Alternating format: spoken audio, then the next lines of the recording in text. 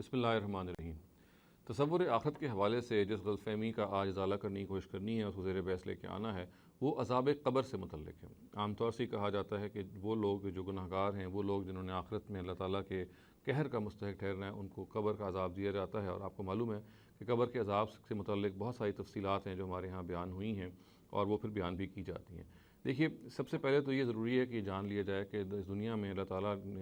کے جو بنائے ہوئے بندے ہیں، ان کی دو کیٹیگریز ہیں۔ ایک کیٹیگری ان لوگوں کی ہے کہ جن کا معاملہ دنیا ہی میں واضح ہو جاتا ہے، یہ واضح ہو جاتا ہے کہ آخرت میں ان کا کیا انجام ہونا ہے۔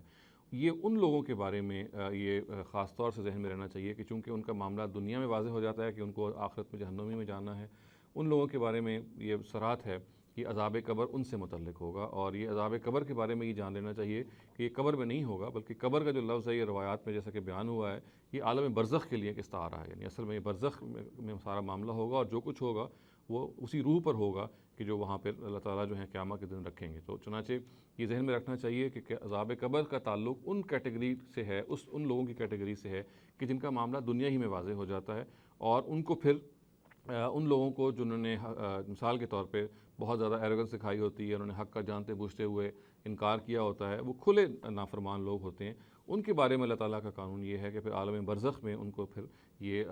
حالت نوم جو ایک خاص طاری کی جاتی ہے، یعنی ہم یہ کہہ سکتے ہیں کہ ان کی جو وہاں پہ صورتحال ہوگی وہ ایسی ہوگی جو حالت نوم میں ہوتی ہے، اور جو احوال ان کو پیش آئیں گے وہ وہی پیش آئیں گے جو خواب میں جیسے مثال کے طور پہ ہمیں پیش آتے ہیں۔ تو ایسے لوگوں کو یہ معلوم ہوتا ہے کہ ان کی ارواح کو اس ایگنی کے ساتھ کے اندر گزارا جائے گا، اس تکلیف میں گزارا جائے گا، جس سے کہ ان کے آخرت کا جو معاملہ ہے، جو کہ بالکل فیصل ہو چکا ہوا تھا، جو طے ہو چکا ہوا تھا، وہ شروع ہو جائے گا برزخ ہی میں، اور جو ان کو عذاب ملنا تھا قیامت کے دن، اس کا آغاز اسی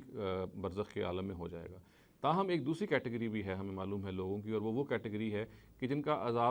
کا جو حساب و کتاب کا معاملہ ہے وہ قیامت پر مؤخر کر دیا گیا ہے۔ قیامت کے دن ان کی میزان جو ہے ان پہ لگے گی، اور ان کی جو اچھائی اور برائی کا معاملہ جو ہے وہ اس وقت فیصلہ ہوگا، اور اس موقع پہ پھر وہ جنت یا جہنم جو بھی جس کے بھی وہ ڈیزرونگ ہوں گے وہاں اس کو بھیجا جائے گا۔ تو یہ عذاب قبر ایسے لوگوں سے متعلق نہیں ہے، یعنی ایسے لوگ کہ جن کا معاملہ قیامت پر مؤخر کیا گیا ہے، جن کا حساب کتاب قیامت پر ہونا ہے، ان سے یہ نہیں ہوگا۔ ان کا بارے میں قرآن سے ہی معلوم ہوتا ہے کہ ان کو بس برزخ میں سلا دیا جائے گا، اور وہ آخرت میں اٹھیں گے،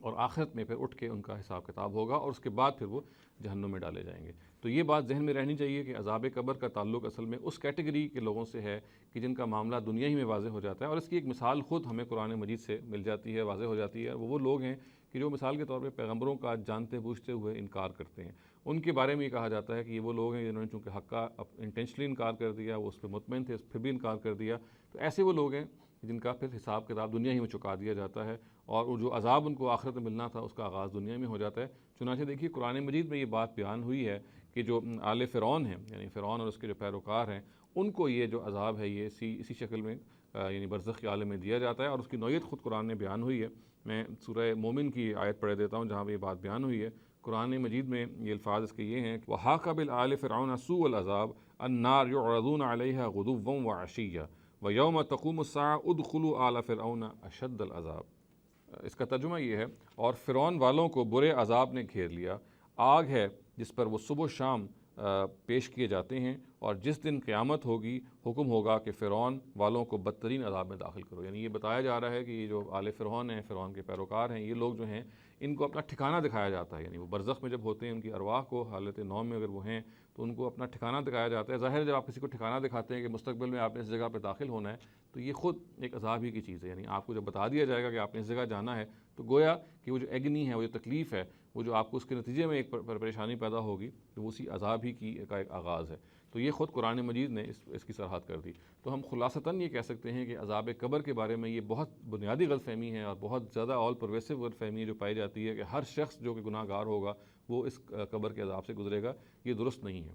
قرآن مجید میں جیسا کہ عرض کیا کہ دو طرح کی کیٹیگریز بیان ہوئی ہیں۔ ایک وہ لوگ ہیں جن کا حساب و کتاب آخرت میں ہوگا، آخرت میں میزان لگے گی، اور اس کے بعد ان کو جہنم میں ڈالا جائے گا۔ ایسے شخصوں کو، ایسے لوگوں کو ہرگز عذاب قبر سے سابقہ پیش نہیں آئے گا۔ رہ گئے وہ لوگ کہ جو کھلے نافرمان ہیں، جن کا معاملہ دنیا ہی میں واضح ہو جاتا ہے، یہ عذاب قبر ان سے متعلق ہے۔ اور میں نے یہ بھی وضاحت کرنے کی کوشش کی ہے کہ قبر کے لفظ سے یہ غلط فہمی نہ ہو کہ جو کچھ یہ عذاب ہوتا ہے یہ قبر میں ہوتا ہے، بلکہ یہ عالم برزخ میں روح کو پیش آتا ہے جو وہاں پہ محفوظ کر دی گئی ہے۔ چنانچہ یہ بات بالکل واضح رہنی چاہیے کہ عذاب قبر سے متعلق جو قرآن مجید کی صراحات ہیں، اسی طریقے سے جو کچھ ہمیں معلوم ہوتا ہے دین کے حوالے سے، وہ بالکل متعین ہے، اور اس کے بارے میں اس غلط فہمی میں نہیں رہنا چاہیے کہ ہر وہ گناہ گار شخص جس نے آخرت میں جہنم میں جانا ہے اس کا جو عذاب کا معاملہ ہے وہ دنیا میں شروع ہو جاتا ہے۔ ایسا نہیں ہے، جیسا کہ میں نے عرض کیا، یہ معاملہ ان لوگوں سے متعلق ہے جن کا معاملہ دنیا میں واضح ہو جاتا ہے۔ رہ گئے وہ لوگ کہ جن کا آخرت میں حساب و کتاب ہونا ہے، وہ بالکل کیٹیگری الگ ہے۔ وہ لوگ ہیں جو ظاہر ہے کہ وہ بھی عالم برزخی میں ہوں گے، وہ بھی اسی حالت نوم میں ہوں گے،